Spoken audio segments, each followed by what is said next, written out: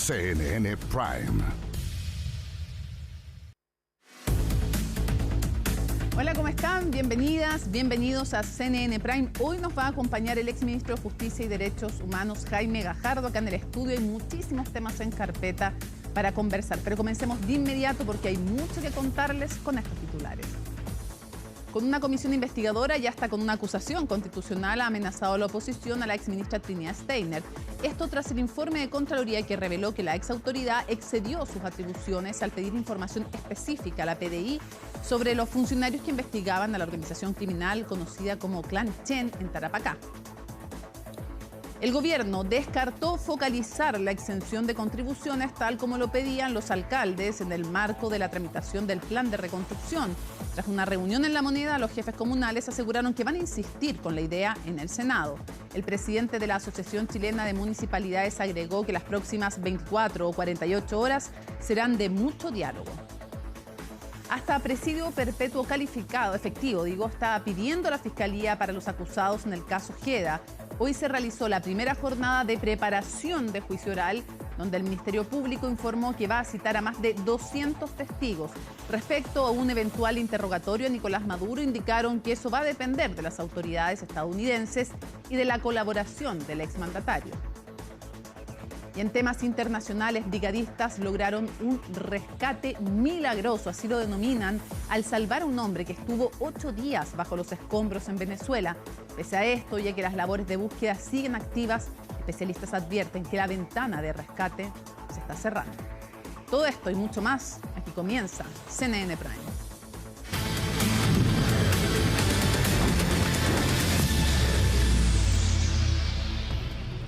Esta tarde llegó al país uno de los presuntos líderes del Tren de Aragua, que fue extraditado desde Colombia. Felipe Hernández nos cuenta más. Felipe, te escuchamos. Hola Mónica, ¿qué tal? Muy buenas noches. Claro, hablamos de Dayonis Orozco, alias El Botija, quien el año 2024 fue detenido por la policía colombiana, esto tras la búsqueda internacional que fue emanada desde Chile para justamente tratar de encontrarlo. ¿Por qué? Porque se le buscaba o se le busca a este sujeto para que enfrentara la justicia en nuestro país por varios delitos, particularmente uno que claro, conmovió a la ciudadanía completa. Es los hechos ocurridos el año también 2024, el día 10 de abril, cuando hoy suboficial mayor Emanuel Sánchez fue intentado asaltar mientras se dirigía junto a su esposa y también su hija a bordo de un vehículo en la comuna de Quinta Normal, y es abordado por un grupo de sujetos que también iban en un vehículo.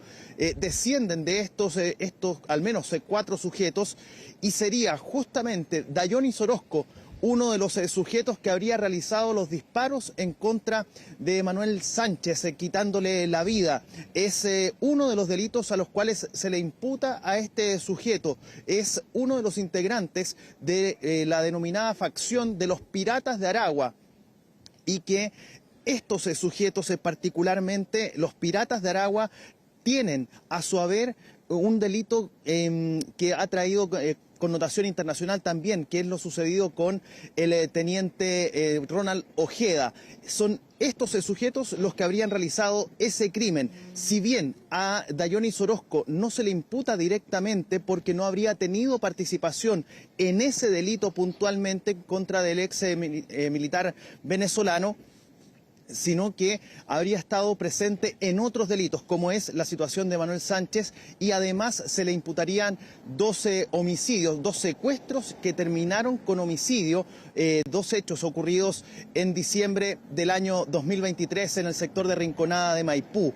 Esos 2 secuestros que terminan con homicidio son en contra de 2 sujetos que pertenecían al Tren de Aragua y que habrían ejecutado algunas acciones sin pedir orden. Habrían salido justamente de las órdenes del Tren de Aragua, de sus líderes, y habrían sido enviados a matar por parte de los sujetos que estaban en nuestro país realizando estas acciones a nombre de los líderes del Tren de Aragua. Lo cierto es que en la jornada del día de hoy se realizó todo este operativo. Salió desde Colombia para dirigirse a Chile en un vuelo de la Fuerza Aérea de nuestro país, escoltado por personal de la Policía de Investigaciones. Llegaron hasta suelo nacional en horas de la tarde del día de hoy. Fue llevado el operativo completo hasta la CRIM de Pudahuel, ubicado en el sector de Enea. Ahí es donde este sujeto tuvo que registrar huellas, estuvo realizando también algunos chequeos fotográficos para justamente sumarlos a la carpeta investigativa, y luego de eso, en un trámite que se extendió no más allá de 15 a 20 minutos, fue trasladado directo hasta donde estamos nosotros ubicados. A mi espalda, el REPAS, como se le denomina en su sigla, que es el recinto penitenciario de alta seguridad, lo que se conocía anteriormente como la cárcel de alta seguridad aquí en la comuna de Santiago Centro. Aquí entonces es donde va a permanecer y donde se espera que en la jornada del día de mañana incluso podría tomarle declaración los fiscales que están a cargo. Hablamos de Pablo Sabaj, quien es parte de la Fiscalía Supraterritorial y además también el coordinador del equipo contra el crimen organizado y homicidios aquí en la región metropolitana. Hablamos del fiscal metropolitano sur, Héctor Barros. Son algunas de las informaciones que se manejan respecto de la presencia de Dayonis Orozco, alias El Botija, que ya llegó a Chile para enfrentar a la justicia. En la jornada del día de hoy se desarrolló una audiencia importantísima, que es la audiencia de preparación del juicio oral en el caso Ronald Ojeda, y donde los piratas de Aragua tienen un rol fundamental. ¿Por qué podría participar Dayonis Orozco en esa audiencia o en ese proceso de juicio oral? Porque como es parte de los piratas de Aragua, bueno, también pasa a ser uno de los imputados por asociación criminal. Tenemos declaraciones del fiscal Héctor Barros. Los invito a que revisemos parte de esas declaraciones.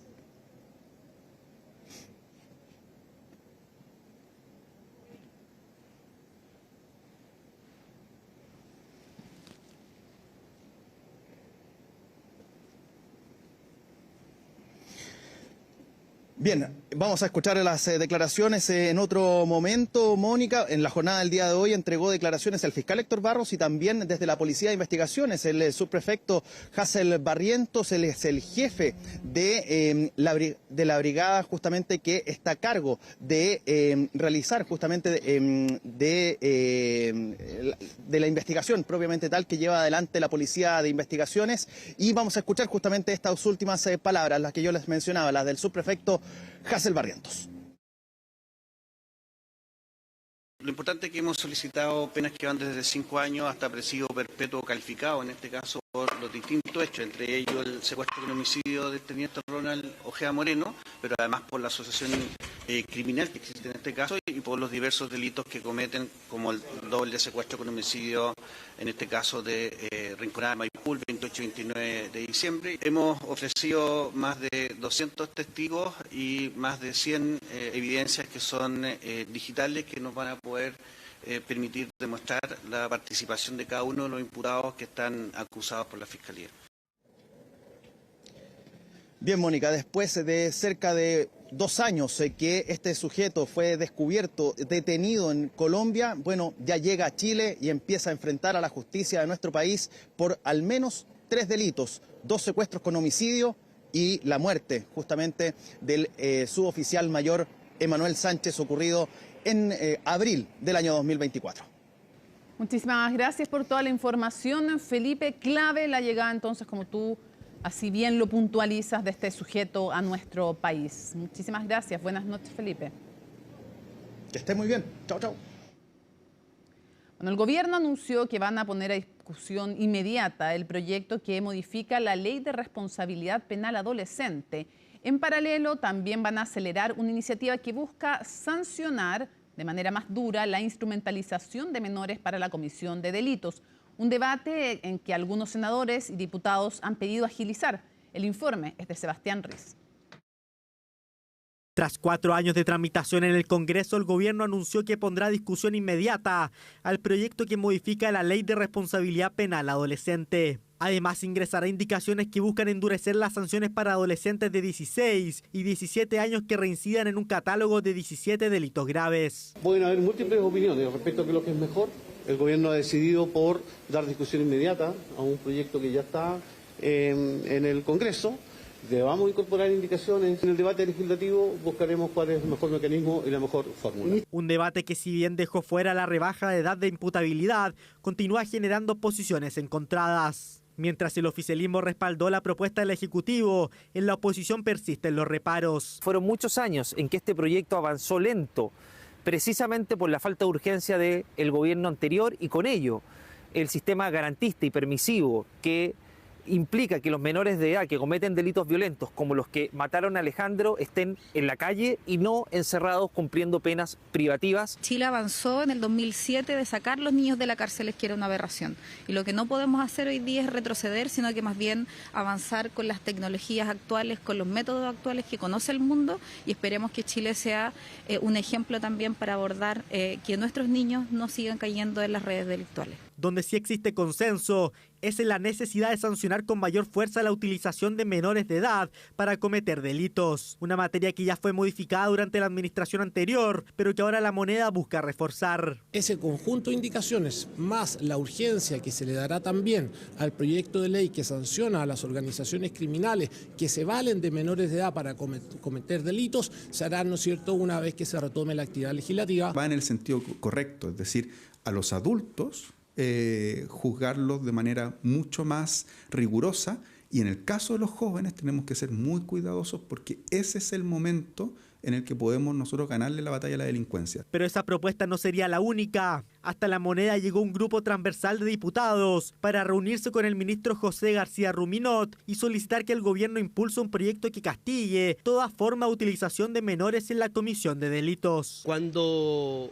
un traficante de armas facilita, vende, arrienda, entrega un armamento de fuego a un menor de edad, no significa necesariamente que exista una organización criminal. Probablemente no la hay. Lo que nosotros hacemos con este proyecto es decir que en ese caso igualmente ese adulto tiene que sufrir una sanción agravada. El proyecto de ley que se anunció urgencia por parte del ministro Arrau es complementario a lo que nosotros estamos presentando y es importante, y otra vez lo digo, poder avanzar en la protección de derechos fundamentales de nuestros niños en su integralidad. A esa iniciativa se suma otra de un grupo de senadores enfocada en sancionar penalmente a quienes recluten menores de edad para integrarlos a bandas del crimen organizado. No solamente se encarga del reclutamiento, sino también de un espacio que hoy día hay que cubrir, que es castigar de manera específica a quienes los incorporan, los destinan o utilizan como instrumentos al servicio del crimen organizado. Por lo tanto, allí nos parece que hay un foco correcto. Discusión del proyecto que modifica la Ley de Responsabilidad Penal Adolescente, que comenzaría la próxima semana en el Congreso. Esto mientras en paralelo avanzan distintas iniciativas que buscan endurecer las sanciones contra quienes instrumentalicen a niños y adolescentes en el ámbito criminal.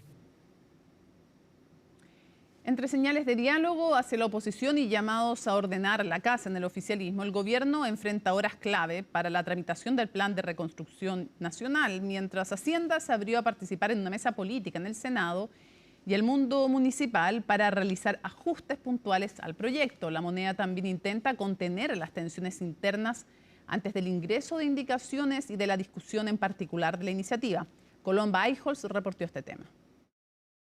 Si vengo es porque tengo buena expectativa, o si no, no vendría. Cambio de tono, pero no necesariamente de línea. Después de días en que Hacienda privilegiaba el intercambio de documentos por sobre una mesa política, el ministro Jorge Quirós aceptó participar en la instancia convocada por la presidenta del Senado, Paulina Núñez. El gesto busca descomprimir las críticas por falta de diálogo, pero en el gobierno insisten en que no pretenden modificar el Plan de Reconstrucción Nacional, sino abrirse a ajustes puntuales como en invariabilidad tributaria. Ha sido un espacio que todos y todas hemos valorado de buena manera desde la oposición. Evidentemente, el gobierno tiene los votos para aprobar este proyecto y lo que nos cabe a nosotros como una oposición responsable es intentar mitigar los efectos que se han hecho ver respecto de este proyecto. Se ha ido planteando por distintas corrientes políticas la extensión de esta facilidad para grandes inversiones. Lo va a evaluar muy bien el equipo de Hacienda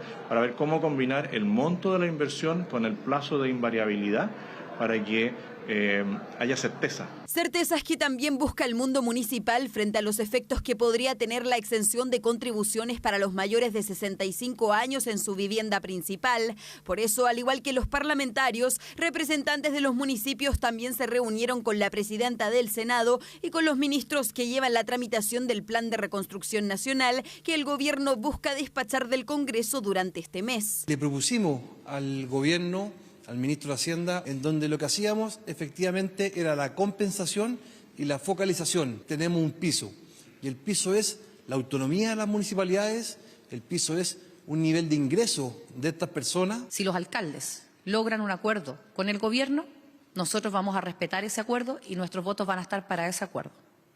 Y si los alcaldes no logran un acuerdo con el gobierno, obviamente que se abre la conversación, principalmente con la Comisión de Hacienda, para ver si podemos recoger esta propuesta. Pero las reuniones no solo se han concentrado en el proyecto estrella del Ejecutivo. Las tensiones al interior del oficialismo en la antesala de la discusión en particular de la ley miscelánea también llevaron al presidente José Antonio Kast a convocar este viernes a las fuerzas de gobierno a un encuentro para ordenar la coordinación política. Una cita que llega en medio de incomodidades dentro del sector, especialmente entre quienes acusan que las diferencias internas no siempre han sido bien recibidas. Es sentido un trabajo colectivo con los partidos que están dentro del gobierno, oficialistas, dentro de ellos sin ninguna duda con el que mejor nos hemos coordinado con la UDI. Los libertarios han sido de una lealtad muy profunda con las ideas. Pero usted diría que sí es un aliado natural. Sí, sin ninguna duda. La verdad que yo mañana espero un verdadero milagro, que de una vez por todas se nos deje de cancelar porque levantamos un punto, porque no estamos de acuerdo en todo. Discrepar es normal en la vida democrática y dentro de un bloque, en este caso la derecha. Un malestar que la moneda intentó contener con una señal de unidad, aunque evitando hablar formalmente de una coalición. Es legítimo el debate político dentro de los partidos que ayudan y colaboran con el gobierno, es legítimo. Siempre en el marco del respeto. Ya vendrá tiempo de ver si algunos de estos partidos constituyen una alianza, una coalición. Lo importante hoy día es sacar adelante a Chile de estas urgencias que lo afectan. Urgencias que también serán abordadas este viernes en la tarde en una nueva sesión de la Mesa Política por el Plan de Reconstrucción Nacional. Será el último día hábil antes del ingreso de indicaciones y del inicio de la discusión, en particular en el Senado. La exministra de Seguridad Pública, Trinidad Steiner, vuelve al blanco de las críticas después de que la Contraloría reprochara la solicitud que le hizo a la PDI pidiendo información específica sobre los funcionarios que fueron trasladados o cesados en sus funciones investigativas, todo esto en el contexto del caso conocido como el Clan Chen en Tarapacá. El informe es de Juan Cristóbal Cható. Trinidad Steiner actuó fuera de sus atribuciones con el polémico oficio enviado a la PDI. Así lo estableció la Contraloría tras analizar el instructivo de la exministra a la Policía de Investigaciones pidiendo información sobre la decisión de la institución de desarmar un equipo con el que trabajó mientras era fiscal. En concreto, el oficio pedía los datos personales de los funcionarios, las justificaciones para sus traslados e incluso eventuales investigaciones internas disciplinarias en su contra. Ello excede la facultad general de requerir informes conferida por el artículo 6, letra L de la aludida ley, en cuanto dichos informes, planificación de sus funciones y atribuciones, debiendo observarse además que la propia norma establece que ni aún de manera reservada o secreta pueda usarse tal facultad cuando afecte o pueda afectar el desarrollo de una investigación en curso. Desde el gobierno, tanto el vocero como el sucesor de Steiner, tras dejar el cargo, respaldaron su trabajo y dijeron tomar el oficio como un insumo para asegurar el correcto ejercicio de sus funciones. Es un fallo de la Contraloría que nosotros respetamos, que reprocha una decisión que se tomó en su minuto por parte de la ministra y que nosotros la tomamos, ¿no es cierto?, como referencia para que hacia adelante tener un actuar más cuidadoso en esta materia. Nosotros valoramos mucho la labor que realizó la ex ministra Steiner, la labor que realiza Contraloría, y en lo propio, por supuesto, que revisamos estos informes y hemos sido extremadamente cuidadosos en mantener el rol de coordinación estratégica que le da la ley al Ministerio de Orden de Seguridad Pública. La situación no demoró en dejar reacciones en la oposición, donde varios parlamentarios habían sido críticos de la gestión de la exministra. Ahora, con sus sospechas ratificadas por la Contraloría, hay quienes proponen incluso acusarla constitucionalmente. Vamos a estudiar todas las acciones que estén dentro del marco de nuestras atribuciones desde el punto de vista penal, administrativo y también constitucional, para ejercer todas las herramientas de fiscalización respecto de este hecho gravísimo. Me parece que seguir con acusaciones de allá o de acá no ayuda muchísimo, no ayuda en nada. Yo espero que las mismas voces, sobre todo de la oposición, que dijeron que no era tiempo de acusaciones, hoy día no se cambien rápidamente la chaqueta ahora de haberse producido el resultado de la acusación del exministro Grau. Ahora queda ver cuál será el mecanismo de fiscalización que invocarán desde la oposición frente a esta situación que pone en la mira una vez más a la exministra Steiner. Bueno, uno de los temas para conversar con el ex ministro de Justicia y Derechos Humanos, Jaime Gajardo. Muchísimas gracias por acompañarnos. No, muchas gracias a ustedes por la invitación. A ver, en términos generales, primero, ¿qué gravedad le atribuye al informe de la Contraloría, que básicamente habla de que no se cumplió con el deber de abstención, es decir, de no usar información que hubiera conocido como fiscal para otro cargo, en este caso como ministra de Seguridad en su momento, y también el revelar información de causas que tienen un secreto y además un secreto reforzado en el caso de los lavados de activos? Sí, el dictamen de la Contraloría es bastante grave. Por tres cosas. Primero, dice que la exministra actuó fuera de la órbita de sus competencias. Es decir, actuó fuera de lo que la Constitución y la ley le permiten a ella realizar. Eso es gravísimo. O sea, precisamente lo que uno espera es que las autoridades públicas actúen en el marco de sus competencias, que no se excedan en sus competencias. Lo segundo es que, lo dice también el dictamen expresamente, que puso en riesgo una investigación penal en curso. Eso también es muy grave, porque lo que uno espera de un ministro o ministra de Seguridad es todo lo contrario. O sea, no dice expresamente puso en riesgo, pero dice que no cauteló la reserva que requiere la investigación. Para ustedes, claro, o sea, el no resguardar adecuadamente la investigación, la información que hay en una investigación en curso, es muy complejo. Y lo tercero es que no se abstuvo de algo que se debió haber abstenido. Entonces eso es también, es decir, el dictamen es muy categórico. Sería bueno que nos explicara por qué es tan importante este llamado deber de abstención. ¿Qué significa no haber cumplido con el deber de abstención? De una u otra manera se ve que hay una vinculación que ella habría tenido siendo exfiscal con este caso y que no podría haber, las personas cuando se ejercen estos cargos tienen que cuidar de que incluso en labores anteriores no se genere ningún riesgo con un posible conflicto de interés. Entonces, lo que reprocha la Contraloría es que se debió haber abstenido de pedir la información que pidió. O sea, todo lo que conoce alguien en el ejercicio de su cargo como fiscal no puede después utilizarlo en ningún otro trabajo.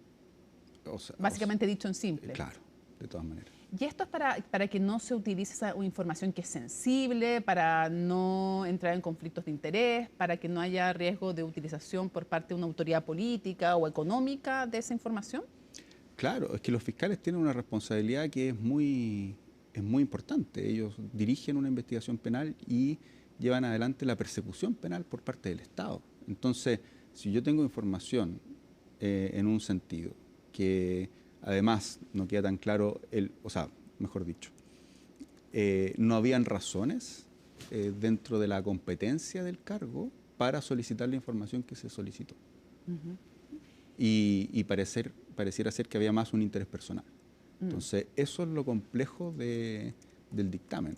Y por eso yo creo que es muy grave y uno esperaría que las autoridades las autoridades actuales fueran muy claras en condenar este tipo de prácticas, porque nosotros no queremos que las autoridades públicas actúen fuera de la órbita de sus competencias. ¿Y cómo han encontrado las reacciones? Porque hasta ahora tanto el ministro del Interior como el actual ministro de Seguridad no han reprochado el actuar de Steiner como ministra en su momento y han dicho que no quieren calificar siquiera este informe y han destacado y valorado la labor de Steiner.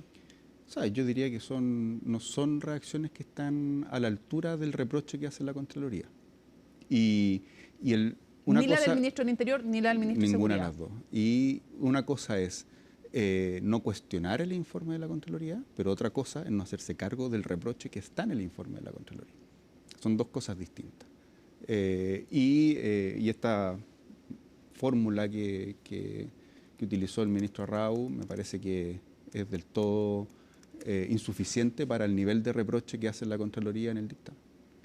¿Debe entenderse este dictamen como que la ex ministra Steiner, cuando estaba ejerciendo como ministra de Seguridad, cometió una ilegalidad? Al actuar fuera de la órbita de sus competencias, infringe el artículo 6 y 7 de la Constitución y infringe las leyes del Ministerio de Seguridad. Y en eso el dictamen es claro. Aquí hay dos caminos, básicamente, que puede ser uno, dos o ninguno, digamos. Entonces le pregunto, en su opinión, como además experto en materias constitucionales,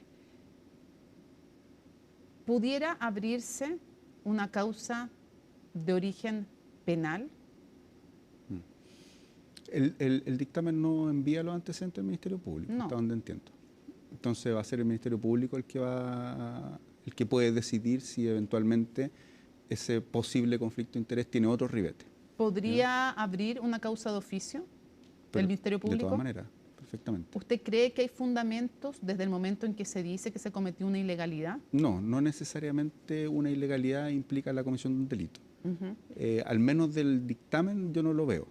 ¿Ya? Eso no significa que no hayan otros antecedentes, que desconozco. Pero al menos de la resolución de la Contraloría... ¿Cómo se puede cometer una ilegalidad sin cometer un delito? Perdón mi ignorancia. O sea, es que no todo, por ejemplo, hay ilegalidades que son faltas administrativas. Ya, y en este caso, ¿usted qué opina? ¿Estamos frente a un posible delito o estamos frente a una falta administrativa?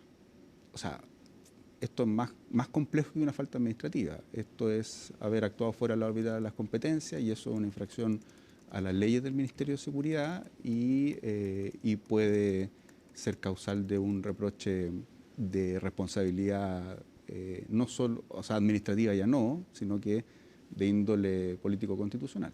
En ese sentido, ¿usted cree que hay bases como para estudiar una eventual acusación constitucional en contra de la exministra? Hay bases muy claras con el dictamen de la Contraloría.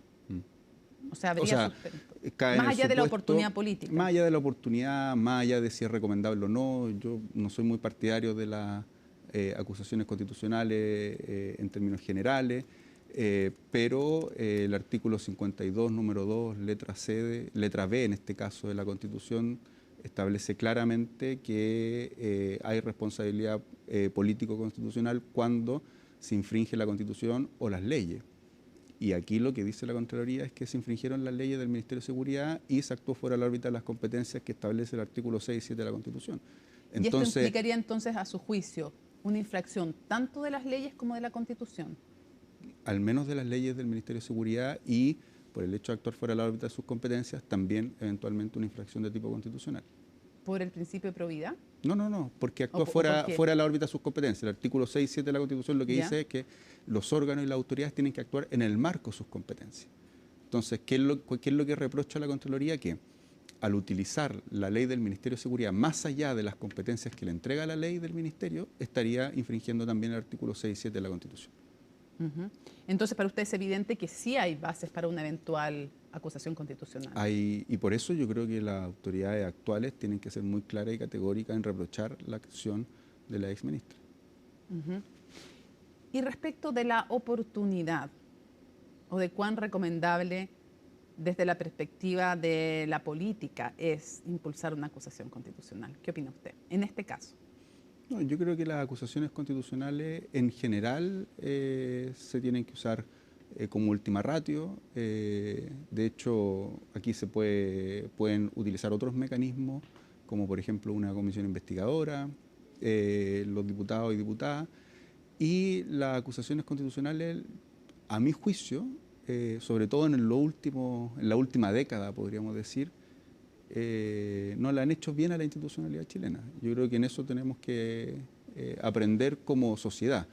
Creo que polarizan más el debate político y muchas veces no son lo suficientemente claras en cuanto a la infracción constitucional o legal que se persiguen. Y se utilizan más que todo como una suerte de contienda político más que que tengan base o seriedad para un reproche de responsabilidad político-constitucional. Se lo pregunto de otra forma, si usted fuera parlamentario, ¿impulsaría una acusación constitucional contra la exministra? No, yo esperaría que las autoridades actuales reprocharan la acción y sopesaran lo que está diciendo la Contraloría, la gravedad de lo que está diciendo la Contraloría.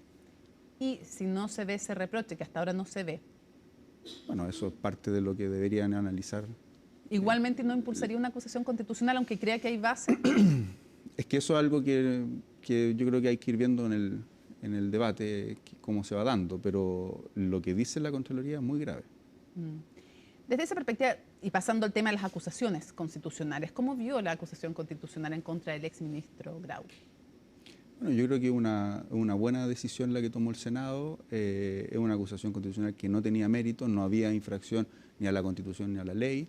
Eso fue muy evidente. De hecho, no había ni economista que dijera que se cumplían los presupuestos en términos económicos, ni tampoco constitucionalistas que dijeran que había una infracción como la que establece el artículo que le acabo de decir, el 52, número 2, letra B. Es decir, no había infracción a la Constitución, no había infracción a la ley. Podía uno tener diferencias respecto a cómo se había llevado económicamente, aunque creo que el ministro Grau ha sido, en las entrevistas que ha dado cuenta de que incluso ese tipo de reproches no tenían mucho fundamento y creo que la decisión del Senado es una decisión correcta.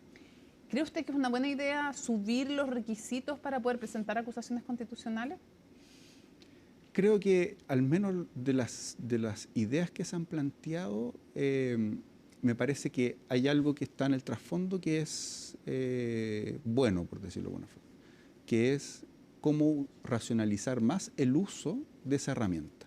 La acusación constitucional tiene un sentido, es decir, que no hayan autoridades irresponsables en términos jurídicos y sobre todo de que se proteja la Constitución. Eso es lo que se busca con las acusaciones constitucionales. Ni que los magistrados de los tribunales superiores de justicia, ni que las autoridades de gobierno infrinjan la Constitución o la ley. Sin embargo, pareciera ser de que se utiliza en términos más políticos que la regulación constitucional que tiene la misma. Entonces, en ese sentido, me parece que es un debate que tenemos que tener de cómo proteger la herramienta para que no sea mal utilizada. Ahora, en el contexto de esto nos pasamos a otro tema, que es que en el contexto de esta discusión, el senador Esquella, presidente del Partido Republicano, ha planteado la idea de volver a subir los quórum de reforma de la Constitución, que en el contexto de los procesos constitucionales se rebajó a 4/7. Y él ha planteado volver a subirlos. ¿Qué le parece? Yo creo que algo positivo que quedó de los procesos constitucionales fue precisamente la rebaja de los quórum, que permite que la Constitución se vaya adaptando de mejor manera a los tiempos y con eso que la Constitución sea un instrumento que permita ir ajustando el diseño político institucional a aquello que va requiriendo la ciudadanía. De hecho, en el último tiempo, a pesar de que contaron con un apoyo muy transversal, pero por ejemplo una de ellas nos fue complejo conseguir los 4/7 en el Congreso. Se hicieron 2 reformas constitucionales muy importantes. Una, la que crea la Fiscalía Supraterritorial, sí, y la otra, la que incorpora a Gendarmería de Chile en las fuerzas de orden y seguridad. Para obtener los 4/7 fue difícil en la Cámara. En el caso de la reforma que incorporó a Gendarmería a las fuerzas de orden y seguridad. Logramos los votos, si mal no me acuerdo, por 1 o 2 votos más de los que nos pedía el quórum. Entonces, ahí uno ve que esta flexibilidad que se logró con la reforma de los quórum para reformar la Constitución, creo que ha sido provechosa para nuestro sistema político constitucional. ¿No pondría marcha atrás? No lo cambiaría. Lo llevo a términos ya temas judiciales plenamente de su ex cargo como ministro de Justicia, pero antes quisiera pedirle en términos generales, ¿cómo ha visto estos meses de gestión de su sucesor? Yo le he manifestado a él personalmente una preocupación. ¿Ya? Y se lo he dicho personalmente. Creo que hemos retrocedido en materias de derechos humanos de forma muy significativa. Y eso me parece que es un gran riesgo para nuestra democracia y para algo que me parece que teníamos un consenso, que los crímenes de la dictadura tienen que reprocharse, tienen que condenarse y que no podemos bajo ninguna circunstancia volver a situaciones como las que ocurrieron en ese tiempo o a relativizar lo que pasó durante la dictadura. De hecho, ¿y en qué hechos ve este retroceso? Bueno, en materia, primero, no existió por parte de este gobierno una condena clara, categórica a los delitos y los crímenes que se cometieron durante la dictadura militar. Y eso me parece que es una forma de relativizar lo que ocurrió durante la dictadura. Lo otro es que no se ha visto una decisión, más allá de decir que se va a continuar, rotunda respecto a entregar todo lo que se requiere para el desarrollo del Plan Nacional de Búsqueda.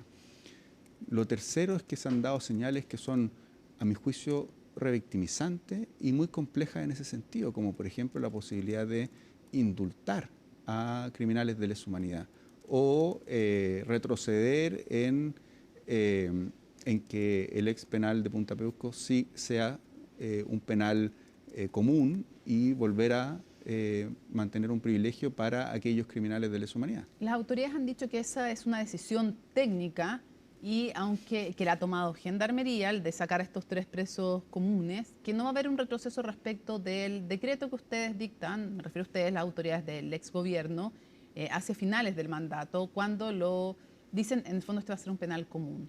Y que lo que ha hecho en el fondo Gendarmería es, por decisión propia, segregar según tipo de peligrosidad y según tipo de delito.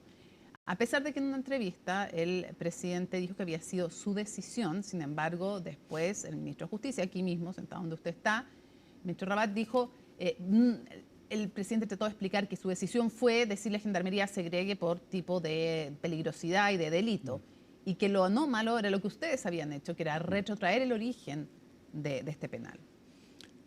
Bueno, primero que todo, ahí han manifestado contradicciones entre el propio presidente y el ministro de Justicia y las autoridades del Ministerio de Justicia. Contradicciones que la verdad han sido patentes y como muy evidentes de que pareciera ser de que la decisión no era técnica, sino que era política. Lo segundo es que lo que es absolutamente anómalo es mantener una cárcel que fue creada en un contexto completamente distinto. La ex cárcel de Punta Peuco fue creada en el año 95, cuando Pinochet todavía era comandante en jefe del ejército.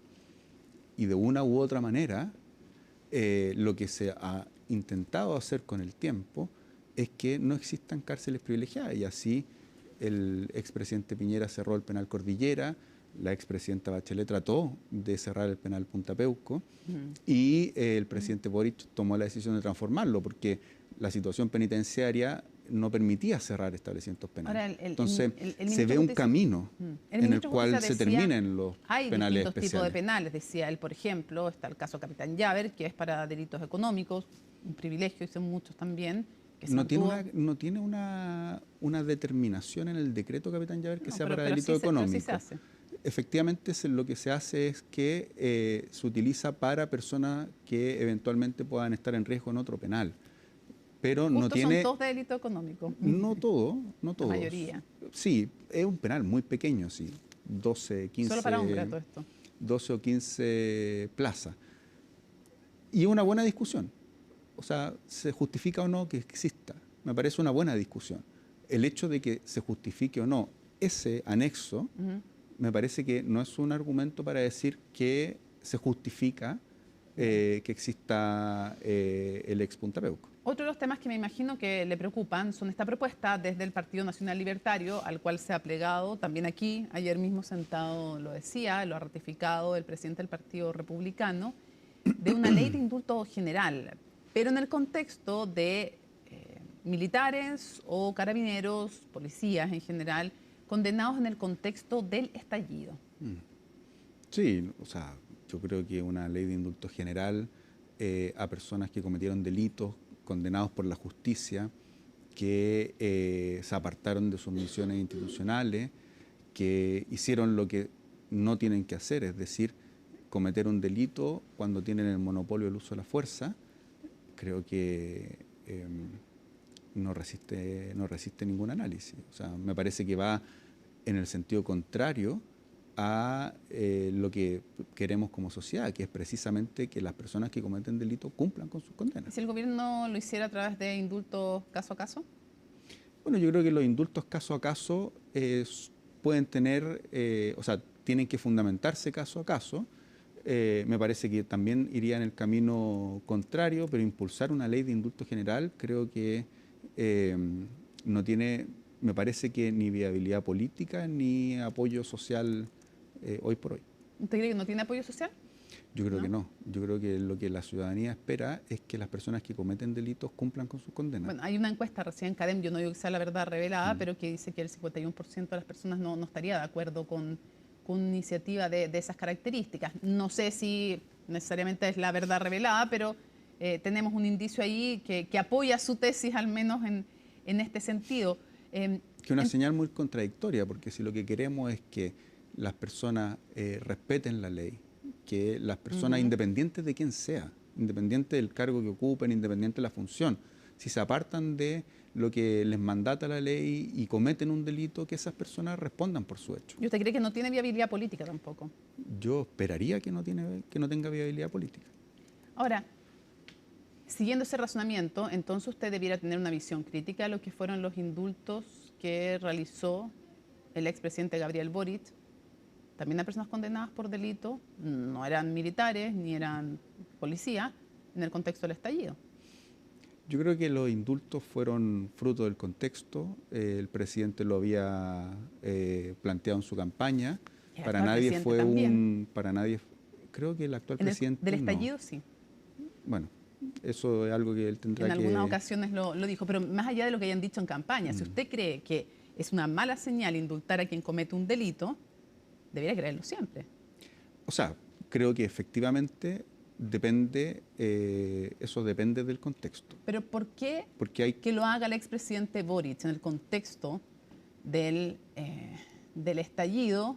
Para un lado es negativo, o sea, es positivo o se justifica, y que lo haga el actual mandatario, para el otro lado, aduciendo también el estallido, sería malo. Yo no he dicho que se justifica. No, pero entonces tiene una visión crítica de lo que hizo el expresidente Boric. Lo que ocurre es que me pone en una situación muy difícil, porque yo era parte del gobierno y en ese sentido yo respaldo lo que hizo el presidente de todas maneras.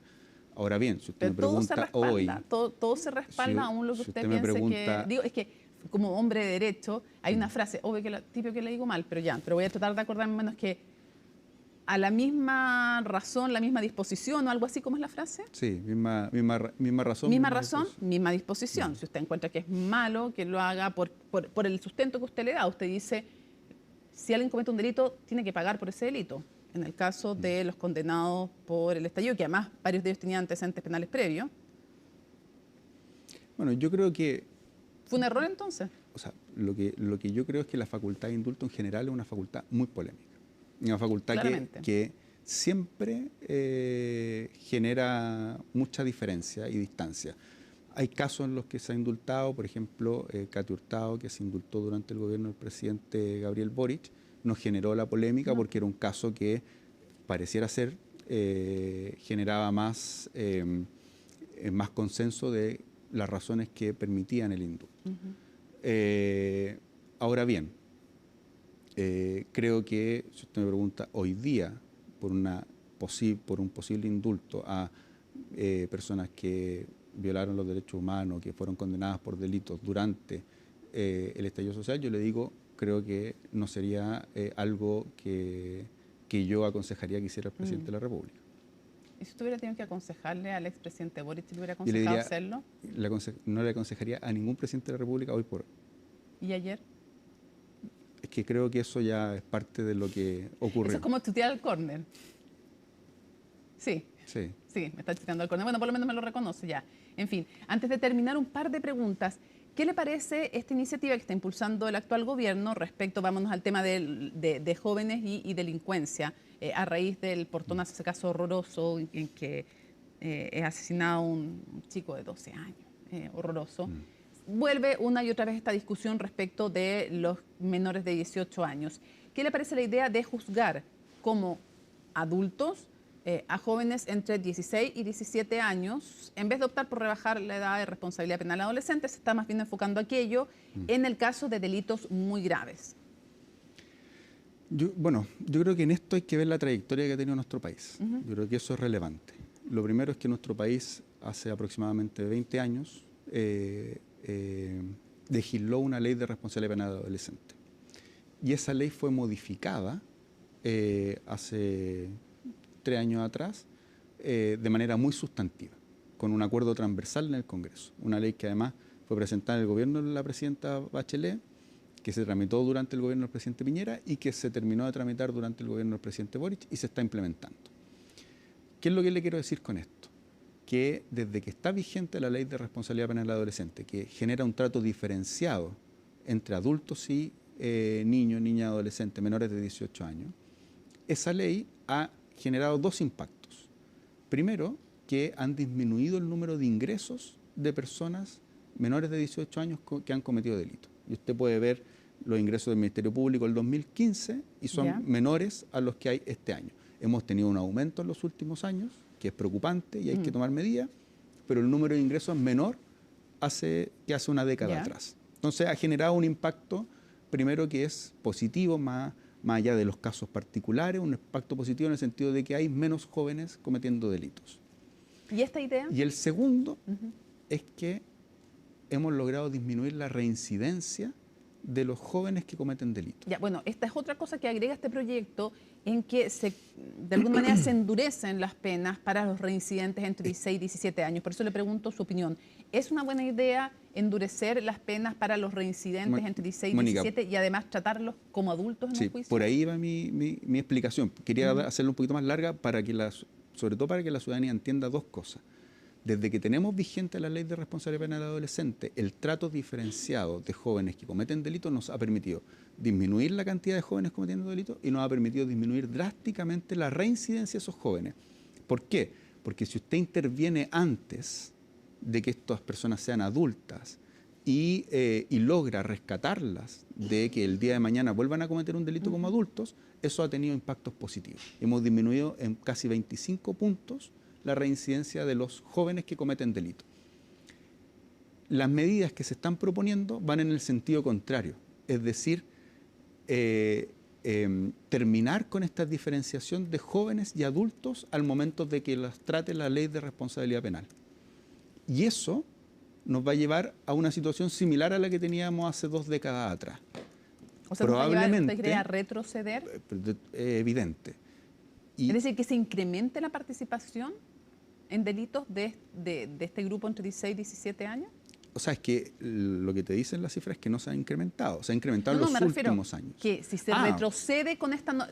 si se hace lo que usted califica como retroceso al implementar estos cambios, ¿usted cree que se va a incrementar la cantidad de jóvenes entre 16 y 17? El problema no es que yo lo crea, es lo que nos dice la evidencia. Ya, o sea, usted dice que la evidencia dice que eso va a pasar. La evidencia lo que te dice es... La evidencia te dice 2 cosas. Una, y no solo la evidencia internacional, la evidencia nuestra es que cuando tú tenías reglas que eran similares, hace 20 años atrás, tenías más jóvenes cometiendo delitos y con mayor reincidencia. Y ahí están las cifras. Lo que te dice la evidencia internacional, además, es que si tú aumentas las penas, no vas a tener menos jóvenes cometiendo delitos.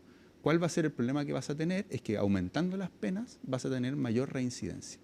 Y eso también lo dice la evidencia de lo que ocurría en nuestro país y la evidencia internacional. Entonces, ¿qué es lo que tenemos que hacer? Fortalecer los programas de prevención y fortalecer los programas de reinserción social juvenil que actualmente está implementando el nuevo Servicio de Reinserción Social Juvenil. Y es más, creo que es de tal forma irresponsable estas medidas que la propia ley, es decir, los propios legisladores, cuando implementaron esta reforma, dijeron, estos cambios que le estamos haciendo a la Ley de Responsabilidad Penal de Adolescente las vamos a ir evaluando cada 3 años. Y establecieron en un artículo de la reforma una obligación que la Comisión Coordinadora del Sistema de Justicia Penal hiciera una evaluación cada 3 años y se lo enviara al Congreso para ver todos estos mecanismos nuevos que están recién implementándose en la región metropolitana, marzo del próximo año. Ya. Cierro preguntando lo siguiente. Lo prudente, lo lógico es esperar esa evaluación. Lo segundo es que tengamos en consideración que todas estas medidas nos están llevando al sistema que teníamos hace 20 años atrás y los índices hace 20 años atrás eran peores que los que tenemos hoy día. ¿Diría que esto es populismo penal? O sea, seriedad no es. Seriedad no es. ¿Populismo es? O sea, me parece que no es ver la evidencia y la propia evidencia que nosotros tenemos como país. O sea, todos los expertos en esta materia dicen, la evidencia comparada nos señala que aumentar las penas y disminuir la edad de responsabilidad penal de adolescentes no van a implicar que se cometan menos delitos. Ya. Cierro preguntando Pero además la evidencia nuestra nos da cuenta de que lo que teníamos hace 20 años y hacia dónde queremos ir implicaba que tuviéramos peores índices que los que tenemos hoy. Cierro preguntándole, usted como ministro de Justicia le tocó ver el tema de las cárceles también, y entre su antecesor, Luis Cordero, y usted les tocó toda la polémica que le ocurre siempre con los alcaldes cuando quieren crear una cárcel nueva. Todos dicen querer más cárceles, pero nadie los quiere en su comuna. Y eso corre para todos los chilenos y chilenas. Entonces le pregunto, ¿cómo ve este nuevo enfrentamiento ahora entre la ampliación de Santiago, por la ampliación de Santiago 1, que el alcalde Desbordes dice no es una ampliación, es una construcción de una nueva cárcel, y el ministro de Justicia? Le quiero preguntar si usted apoya, sigue apoyando, si usted lo considera una ampliación, una nueva cárcel, si es verdad que no hay otro lugar en la región metropolitana donde se pudiera hacer, y si ustedes también tenían o no a Rancagua como plan B. Es una ampliación, no es una nueva cárcel, es una ampliación. Uno entiende perfectamente a los alcaldes, me parece que el alcalde está velando por los intereses de su comuna y el ministro está velando por los intereses del país. Y en ese sentido, yo creo que es necesaria la ampliación de Santiago 1. Efectivamente, se dan todas las condiciones para que se realice esta ampliación. Uno en el mundo ideal no debería tener ninguna cárcel en el centro de una ciudad, en el mundo ideal. Eso se da en muy pocos lugares del planeta. De hecho, usted va a las principales capitales de Europa y muchas cárceles se encuentran en el centro de estas ciudades, incluso cárceles de máxima seguridad. Y de hecho, si tuviéramos todos los recursos para hacer un sistema penitenciario, por así decirlo, desde cero, claro, lo podríamos instalar en lugares que nos permitan tener los centros de justicia también en esos lugares apartados y que haya... Sin embargo, en razón de la realidad que tenemos, creo que la decisión del Ministerio de Justicia en esto se ve una continuidad y se ve que son políticas de largo aliento. Jaime Gajardo, muchísimas gracias por habernos acompañado en CNN Chile. No, gracias a ustedes. Bueno, seguimos avanzando y les contamos que la producción minera sigue cayendo en Chile, así lo demostraron los últimos datos IMASEC de mayo. Entre las razones, las menores leyes del mineral estarían detrás de este fenómeno que no se explica en profundidad. Pilar Gutiérrez. La actividad económica en Chile cayó por quinto mes consecutivo, pero al hacer doble clic en el dato de IMASEC de mayo, la baja fue impulsada principalmente por la menor producción minera. Y es que según el último reporte, ese sector cayó 11,6%. Desde el próximo mes, la base de comparación minera se va a normalizar. Por lo tanto, creemos que las noticias desde minería debieran ser un poquito mejores, lo que nos va a ayudar a impulsar los próximos IMASEC. La actividad minera ya había caído en abril y marzo, algo que contrasta pero también en parte explica los precios récord que viene marcando el metal rojo los últimos meses. Y es que con la transición energética se proyecta que la demanda siga creciendo fuertemente, por lo que aumentar la producción será clave para satisfacerla. Hay limitaciones en la producción de cobre que están afectando lo que se está realizando hoy en día, recordando que existe una baja ley de mineral, es decir, hay menor disponibilidad de cobre para la extracción y esto se ha visto reflejado en las cifras, sumado a un efecto de base de comparación. Recordemos que cuando hablamos de variaciones interanuales, también importa lo que pasó un año atrás, y hace un año la verdad es que al cobre le fue bastante bien, entonces eso nos complejiza un poco la comparación interanual. Un complejo escenario al tratarse de la principal actividad económica del país. Chile es el mayor productor de cobre a nivel mundial. Sin embargo, las cifras dan cuenta del desafío. En el primer trimestre de este año, la producción de Codelco cayó 8,1%. De hecho, Codelco dejó de ser el principal productor de cobre a nivel mundial en 2025, siendo reemplazado por BHP. En particular, la industria del cobre hoy día está pasando por un muy mal momento. Ya, yo diría es una industria enferma en un mercado sano. El envejecimiento de los yacimientos es un problema importante en el país y hace un par de décadas que Chile no es un país atractivo para venir a explorar, fundamentalmente por la alta carga impositiva y también por las altas normativas que tenemos en el ámbito social y ambiental. Las leyes de los depósitos actuales están cayendo y eso se compensa con inversiones y tecnología. Menores leyes del mineral, alzas en los costos y desafíos pendientes en materia regulatoria y de permisos son algunos de los principales factores a los que atribuyen los expertos la menor producción. ¿Qué puede hacer la industria para enfrentar este escenario? De alguna manera repensar los procesos de desarrollo minero y de operación minera. No solamente desde la eficiencia del proceso que existe hoy en términos de exploraciones o de lixiviación o de concentración de cobre, sino que pensar a la industria también en su contexto y en su ecosistema, cómo trabaja con sus proveedores, cómo trabajan mineras compartiendo infraestructura, cómo la inteligencia artificial y los otros mecanismos tecnológicos nos ayudan a repensar esos procesos. Las empresas del sector ya están avanzando en temas de alianzas, pero también poniendo el foco en el impulso de la innovación tecnológica. La productividad ha bajado porque efectivamente la minería ahora es más difícil, las leyes están bajando, los están más profundos, por eso también viene este desafío. ¿Cuáles son esas nuevas tecnologías que nos van a ayudar a volver a esa productividad que teníamos anteriormente cuando estábamos en la luna de miel? Estamos desarrollando tecnologías que cambien el proceso y al cambiar el proceso lo hacen más eficiente.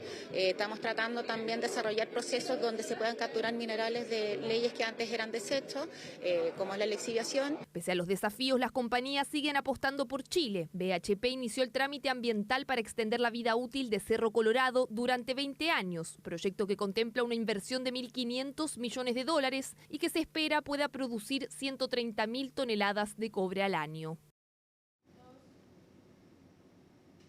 Debido a las complicadas exigencias técnicas para el concierto del grupo K-pop BTS, el Instituto Nacional del Deporte decidió no autorizar el evento en el Estadio Nacional para mediados de octubre, cuando tenían agendado 3 conciertos que ya están completamente vendidos. ¿Qué pasó con BTS? Bueno, Pablo Figueroa nos cuenta. Si hay algo claro en este milenio en la industria musical actual es que la velocidad con que avanzan las costumbres sociales con la hiperconectividad, motor para que los tiempos, un impacto de una obra cada vez dure menos y sea más instantáneo. Claro, así es casi todo, pero hay un oasis dentro de este desierto y su nombre es BTS. Claro, porque son el fenómeno más cercano a lo que se vivió con los Beatles hace 60 años atrás. Fanbase de Chile de BTS, ¿cómo cuánta gente lo componen? ¿Cuántos son ustedes? Somos demasiados, yo diría que, digamos, fans, sobre 300.000 personas alrededor, yo diría, fácilmente. Porque en 11 meses agendaron 82 conciertos en 34 ciudades en 23 países hasta marzo de 2027. Hasta ahora han recaudado más de $2 billones solamente por la venta de tickets para una gira que está casi completamente agotada y en donde no hay espacios para nuevos conciertos. Claro, una gira que está agotada, pero que quizás deba restar 3 fechas dentro del calendario. Esto porque Chile quizás se baja de la gira de la banda más popular de este milenio, debido a las complicadas exigencias técnicas para el concierto del grupo de K-pop. El Instituto Nacional del Deporte decidió no autorizar el evento en el Estadio Nacional agendado para mediados de octubre. Aquí no solamente tenemos un problema respecto de lo que significa o no utilizar el Estadio Nacional, sino que en distintas instancias, en distintos escenarios, cada cierto tiempo hay reclamos. Por ejemplo, de AC/DC representó algunos reclamos para cierto público. Por ejemplo, el público con movilidad reducida tuvo dificultades en ese concierto. Lo que ha pasado en los últimos años precisamente con Metallica o lo que pasó con Daddy Yankee. Creo que hay que pensar en una instancia para que la empresa privada, en este caso las grandes productoras que operan en Chile, y también, insisto, el aparato público, tengan un punto de coordinación. Esta situación te vuelve a poner de relieve una vez más un problema eterno que ha tenido la industria de conciertos en Chile, digamos, que es la falta de espacio, de falta de lugares para conciertos de este calado, digamos, conciertos masivos, conciertos grandes, con un despliegue escénico importante. Si no es el Estadio Nacional, prácticamente no hay otro. Es que las exigencias técnicas del concierto nunca antes se han hecho en Chile y probablemente quizás no se hagan. Ticketmaster establece que una vez que se abran los canales de devolución, ellos establecen un plazo de devolución de 15 días, desde que se genera, digamos, la solicitud de la devolución, atendiendo que esta es una situación fortuita. Chile no está a la altura de estos conciertos, porque claro, como dicen, no es el primero que tiene estos problemas, muchos, si bien son más chicos, pero son proyectos inmersivos con pantalla, claro, hay coreografía, entonces, son diferentes espacios que no se hacían antes. Claro, entonces sí, definitivamente hay un problema con las productoras de Chile y cómo se maneja toda la situación. Y así, mientras los fans están cabizbajos, el Cernac ha oficiado y las productoras se mantienen en estado de shock ante una noticia que no esperaban. Vamos a oficiar al Ministerio del Deporte para que explique esta cronología que nos está llevando a este desastre de suspensión de los conciertos de BTS para miles. No, sí, yo creo que después de esto varias vamos a asegurarnos con irlos a ver afuera, porque puede pasar cualquier cosa acá en Chile, así que es mejor asegurarse. Una noticia en desarrollo en donde lo que prometía ser la experiencia de las vidas de muchas personas hasta ahora se encamina en una exposición donde Chile ya hay que pensar 2 veces antes de comprar una entrada, porque eso no te asegura que el concierto finalmente se vaya a realizar. A pocos kilómetros de Santiago, Monticello ofrece una serie de actividades para escapar del frío y de la rutina en familia. Piscina, jacuzzi, la mejor gastronomía. Lo conocemos en esta nota. Gran Arena Monticello es una excusa perfecta para salir a disfrutar en estos meses de frío. Instalaciones de primera calidad y también la mejor oferta gastronómica. Chef, cuéntenos en qué consiste la oferta actual de Capataz. Mira, para esta temporada de invierno tenemos una oferta muy variada, familiar, para que toda la familia pueda disfrutar con nosotros. Bueno, aquí en este plato estamos viendo carnes, mariscos, para toda la familia finalmente. Mira, realmente es para toda la familia, desde preparaciones veganas, productos del mar, preparaciones para niños, para todos nos pueden acompañar. Y también hay opciones, por ejemplo, a la gente que le gustan los mariscos, que vemos acá unas machas a la parmesana que son extraordinarias, se en el loco, los camarones al pilpil. ¿Cuál es la oferta Capataz que viene desde el mar? Mira, tenemos nuestro concepto buffet, ¿no es cierto? Que es un buffet completo que abarca todas las estaciones y la variedad de productos que ofrece nuestro gran buffet. Y también tenemos nuestra nueva propuesta, que son productos del mar selectos. Puedes seleccionar entre locos, langostinos, camarones y machas, algo para reforzar tu buffet para que todos puedan disfrutar. Y la desconexión y relajación están garantizadas, con piscinas temperadas, jacuzzi y masajes. Bueno, acá en nuestro spa tenemos nuestra piscina temperada, la cual es deliciosa para esta temporada de invierno. Pueden disfrutar también de nuestro sauna, ya de estos deliciosos masajes donde contamos con profesionales expertos en masoterapia.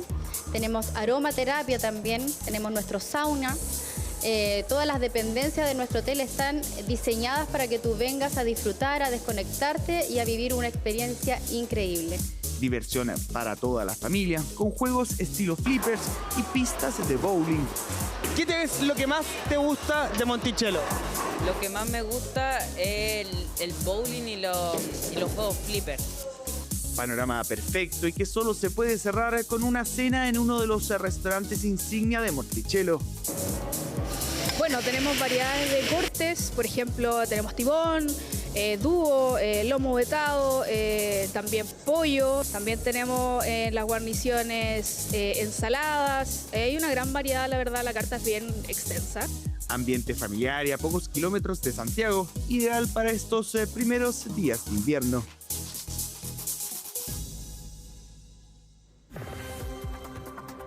Muy buenas noches, comenzamos la revisión de las noticias internacionales en Conexión Global. Vamos a partir en Venezuela porque después de 8 días atrapado bajo los escombros, finalmente lograron rescatar con vida a este hombre de 47 años que trabajaba cuidando autos en un estacionamiento y lo pilló ahí entonces este doble sismo que se registró en Venezuela. Él estaba en el piso -2. Contactaron con él hace ya varias horas y acá tuvo un rol fundamental el equipo chileno, Bomberos de Chile, entonces, que trabajó con rescatistas de distintos países entonces para dar con vida con este hombre después de 8 días. Y la única mujer bombero entonces que fue parte de esta brigada, María Paz Campos, tuvo un rol fundamental en acompañar a este hombre, Hernán Gil, a través de una cámara. Ella se contactaba con él, lo guiaba y lo acompañó durante todo el rescate. Osmari Hernández, nuestra compañera de CNN en español, estuvo en el momento de esta operación y pudo hablar con María Paz Campos. Escuchemos lo que dijo.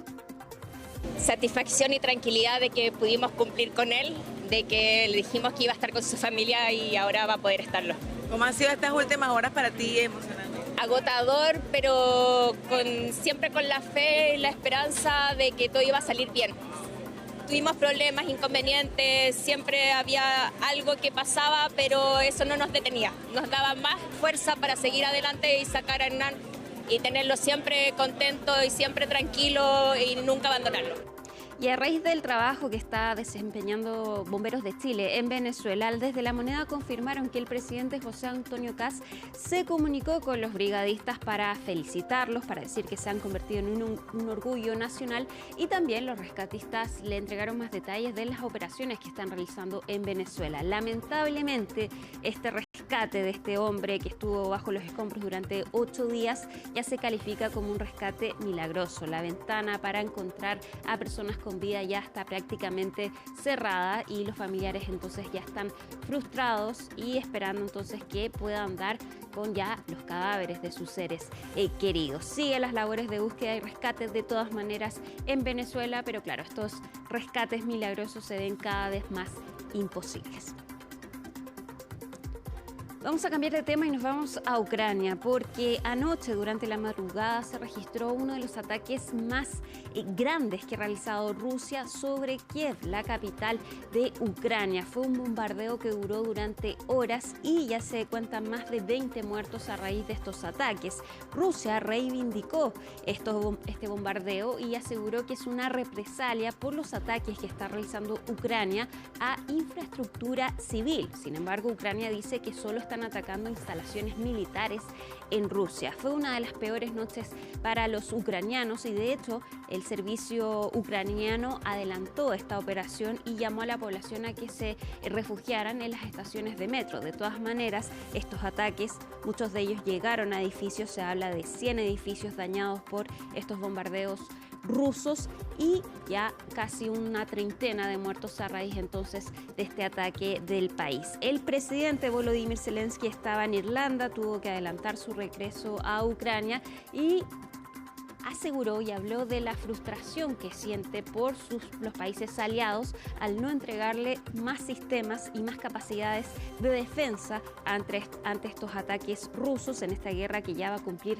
5 años. Escuchemos lo que dijo el presidente ucraniano. En general, más de 100 edificios residenciales comunes han resultado dañados. Los ataques no solo se dirigieron a la capital, aunque Kiev fue el objetivo principal de Rusia en esta ocasión.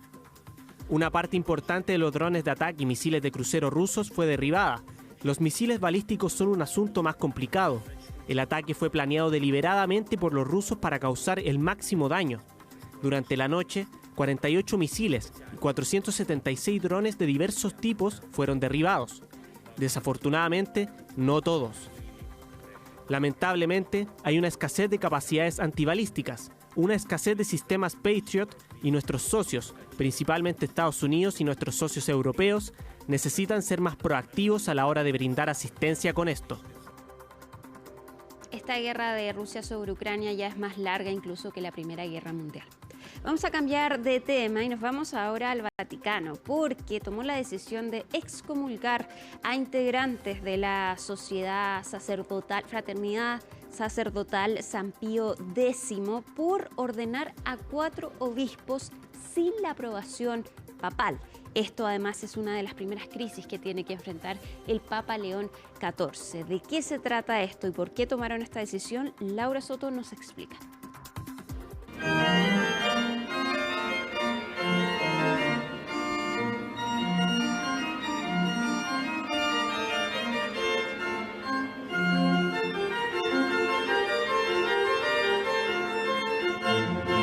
Un fiel de la religión católica o un experto en la materia seguramente reconocerían de inmediato de qué se trata esta ceremonia.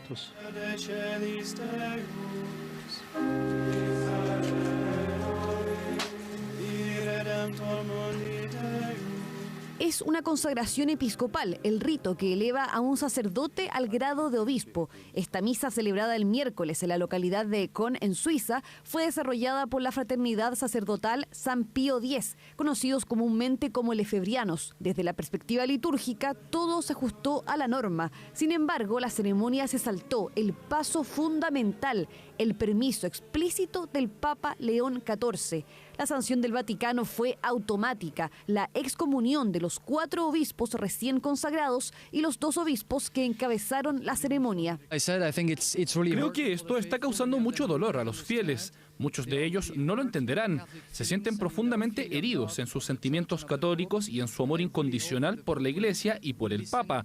Y realmente espero que el Papa esté dispuesto a escuchar y se tome el tiempo para acercarse a estas almas, escuchar a estos católicos. Se trata del castigo más grave de la Iglesia Católica. No implica una expulsión definitiva, pero sí la separación de la comunidad, prohibiendo recibir los sacramentos y participar en actos litúrgicos públicos. En su comunicado, el Vaticano precisó que también se considerarán excomulgados a aquellos fieles laicos que se adhieran formalmente a la fraternidad. Se trata de una medida de alcance bastante amplio. Hay alrededor de 730 sacerdotes en la fraternidad. Ahora están formalmente excomulgados de la Iglesia. No pueden celebrar los sacramentos, no pueden ocupar cargos eclesiásticos. Los lefebrianos son una congregación de corte conservador y tradicionalista fundada en 1970 por el arzobispo francés Marcel Lefebvre, como una respuesta de rechazo al Concilio Vaticano II, que trajo profundas reformas para adaptar la Iglesia al mundo moderno. El más conocido de los argumentos que ellos tienen contra el Concilio Vaticano II es la reforma litúrgica. Y en eso el punto no es simplemente que dejó de ser el latín. El rol del sacerdote como mediador, y por eso estaba de espaldas al pueblo y ante el altar, y en una lengua que era de unidad de la Iglesia, se suponía, eso se deja por una concepción que ellos consideran, y que viene con lo segundo, más modernista. Y es verdad que el Concilio Vaticano II tiene una actitud hacia el mundo mucho más favorable. Las tensiones entre este grupo y el Vaticano no son nuevas. En 1988, Lefebvre consagró a 4 obispos sin el mandato de Juan Pablo II, provocando la excomunión de todos ellos. En un intento de reconciliación, Benedicto XVI levantó la sanción en 2009. El Papa Benedicto XVI levantó las excomuniones de nuestros obispos porque vio claramente que no éramos cismáticos. Me gustaría mucho que el Papa actual también entendiera esto. No somos cismáticos, simplemente deseamos continuar transmitiendo la gracia de Dios y trabajando por el reino de Dios. Siempre hemos sostenido que estamos en unión con la Santa Sede. Previo a la ceremonia, León XIV envió una carta al superior general de la fraternidad, Davide Pagliarani, exhortando al grupo a dar marcha atrás y desistir de este acto cismático que rompe con la autoridad de la Santa Sede. Su pedido finalmente no fue escuchado. Así, el sumo pontífice enfrenta su primera gran crisis a poco más de un año de haber asumido el cargo con la promesa de contribuir a la unidad de la Iglesia. Esta fraternidad tiene presencia en distintos países, incluido el nuestro. Una de las reformas del Concilio Vaticano II fue condenar todas las formas de antisemitismo. Vamos a cambiar de tema y nos vamos a Nueva York porque se está realizando el matrimonio del año Para los estadounidenses, en el Madison Square Garden se está realizando las celebraciones de la fiesta de matrimonio de la cantante estadounidense Taylor Swift y el jugador de la NFL Travis Kelce. A esta hora, en el Madison Square Garden, se está realizando la cena de ensayo y ya mañana se va a realizar entonces la fiesta de matrimonio a partir de las 5 de la tarde. Son 1000 invitados. El Madison Square Garden está actualmente completamente acordonado mientras se vive una ola de calor en el país y cuando el sábado es el fin de semana del 4 de julio en Estados Unidos. El matrimonio del año, dicen algunos, pero para los estadounidenses. Yo me despido, pero al regreso sigue Mónica Rincón con más CNN Prime. Que estén muy bien. Buenas noches. Chao. Termina CNN Prime, pero por supuesto nos reencontramos en algunos minutos, como cada jueves en Aquí se debate. Jueves 2 de julio, así estuvo nuestro país y el mundo. Somos CNN Chile. Buenas noches.